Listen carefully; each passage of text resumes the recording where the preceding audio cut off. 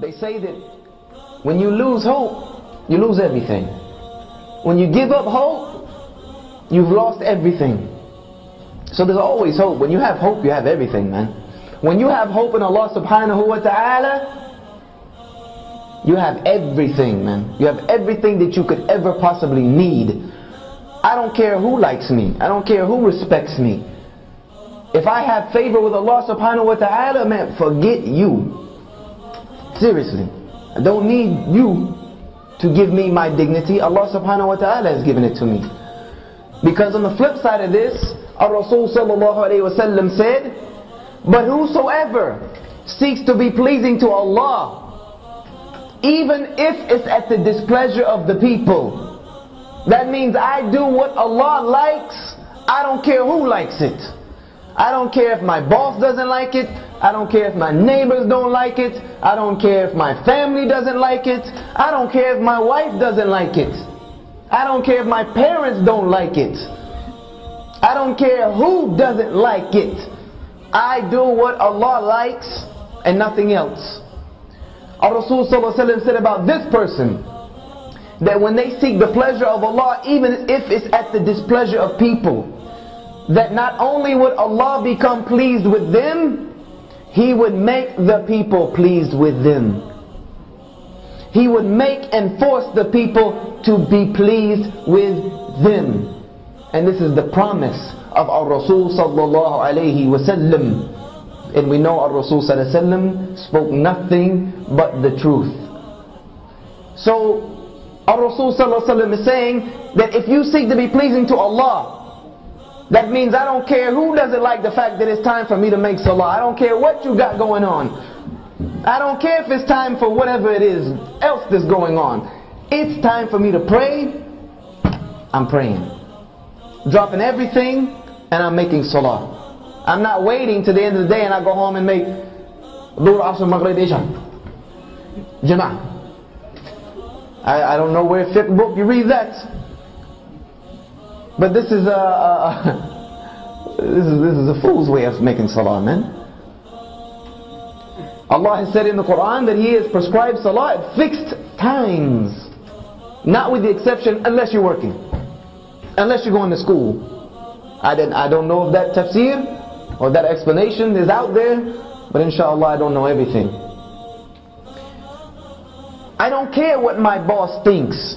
I don't care if I go to this job interview wearing this hijab. Yeah, maybe they don't hire me. But if they don't hire me because I'm wearing a hijab, I don't need that job anyway. That's a job I don't need anyway. Because if they don't want me to wear a hijab, they certainly not going to let me pray. They certainly not going to let me go to Jummah. They certainly not going to let me do anything that resembles the action of a Muslim. So why would I even waste my time? That to me I would wear it everywhere, every job interview I went, just to see if this is a job I want to take or not. If you hire me with this, then maybe we might be able to work with something. Or you don't want to hire me because I have a lihya. Or I'm telling you that on Fridays I have to go to Jummah. They're like, oh wait a minute, Friday is Jummah. Come on man, this is the middle of the day, you can't just leave work. Be like, look here man, I'll work morning time, I'll work night time, I'll work overtime, I'll work weekend time, I'll work Christmas, Thanksgiving, New Year's, I'll work any other time, but Friday at noon is Allah's time. See ya. I'm out of here. No matter what you say. When we begin to think like this, Allah subhanahu wa ta'ala will begin to change your life and He will begin to change our condition. And I'm not telling you this just from reading it in some books. I'm telling you this because I have put it to the test over and over and over again. I wouldn't be here right now doing what I'm doing if I didn't put it to the test. I've done it, and I've seen over and over again how Allah subhanahu wa ta'ala never abandons His slave when His slave turns to Him. Never, ever, without a doubt. There was one point Just to give you a little personal experience, I don't like to put my personal stories in, but just to let you know, it works. And I've tried it many times. I had a job when I first moved to Florida. I was a new Muslim. Had left South Carolina and was trying to gain knowledge of my deen. And the only job I could take was a crazy construction job in Florida in the summertime, 90 degrees outside, man. 95 degrees with the humidity at like 87%. Outside dying, man. I'm not made for this type of stuff. And on Friday, but I was doing it because this was the only job I can find, and I know that Allah subhanahu wa ta'ala will take care of me. I went on Friday and told my boss, look, I gotta go to Jummah. I gotta go. I'm gonna take a long lunch today, but I'll stay late. He was like, no, man, there's no leaving. You don't leave this work site. I'm like, look, this is my religious obligation. I have to go to the Jummah on Friday. He was like, look, if you leave the job, then you're fired. I said, well, I'll see you in 2 weeks to get my check, because I'm out.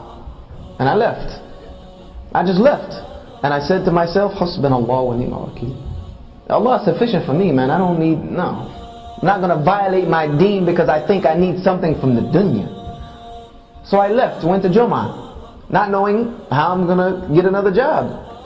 Not knowing how I'm going to take care of myself. I went to Jummah. And I was leaving Jummah, and I made the dua during the two Jummah. One of the ones our Rasul sallallahu alaihi wasallam is never unheard from Allah subhanahu wa ta'ala. I made one of those. So Ya Allah, my welfare is in your hands. I walked outside of Jummah, and there was a brother who had just come from Philistine, a sheikh from Philistine, one of the most knowledgeable brothers I've ever met in my entire existence. And he came from Philistine, and he owned a pizza shop in Al-Quds in Jerusalem. And he came here to open up a pizza shop and establish his family here because of all the fitna in Jerusalem at the time. And he came up to me afterward. He said, Brother Yusha, do you have a job right now? I said, actually no, I just quit today. He said, well, I need somebody to work for me. And he hired me on the spot and gave me double what I was making at the construction job. And this is just one instance of about 1,000 that I could give you of how when you put your trust in Allah subhanahu wa ta'ala, He never ever lets you down. Because if He let me down, I wouldn't be able to do what I'm doing right now. I abandoned 3 to 4 martial arts schools I had running full time in Florida, doing well off, had more of the dunya than I knew what to do with, and left it knowing that this is what Allah subhanahu wa ta'ala had for me to do. This was for me to do. I knew this was my calling. I needed to tell these people about Islam, that I'm in this country that I'm from. And Allah subhanahu wa ta'ala has never had me to worry about anything, ever. Alhamdulillahi Rabbil Alameen. When we begin to think like this, that we want to please Allah subhanahu wa ta'ala more than anything else, then Allah subhanahu wa ta'ala will look at us and begin to love us again. He'll begin to love us again. And when He begins to love us again, our Rasul sallallahu alaihi wasallam said that the Muslim does good actions so much until Allah loves him. And then when Allah loves him, He will tell the angels nearest to him, I love so and so, so you love them. And those angels will communicate that down to all of creation until the entire creation begins to love this person. This was what our Rasul sallallahu alaihi wasallam had. This is what the Sahaba had, and this is why the whole world was given to them. Because the creation loved them. Because even the non-Muslims, whose countries they conquered, loved them so much that when they decided to leave and try to hand the governorship back over to the people would beg them to stay and adopt the deen of their conquerors in mass, until the entire world was willingly under La ilaha illallah Muhammad Rasulullah. Because these Muslims put their priorities in place. Allah came first, everything else came second.